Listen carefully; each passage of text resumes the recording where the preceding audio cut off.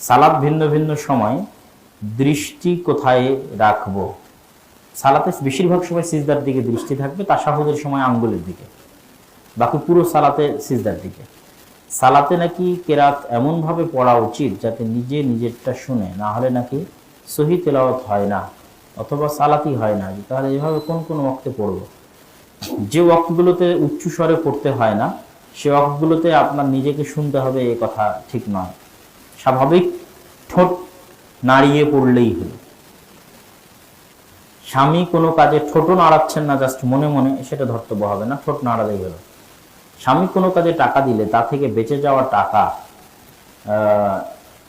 না বলে দান করা যাবে কি? স্বামীর অনুমতি ছাড়া হাত খরচের টাকা বাবার বাড়িতে খরচ করা যাবে কি? সংসারে কোনো খাবার বা প্রয়োজনীয় জিনিস স্বামীর অনুমতি ছাড়া বাসার বুয়া বা অন্য গরিব মানুষকে দিলে গোনা হবে কি?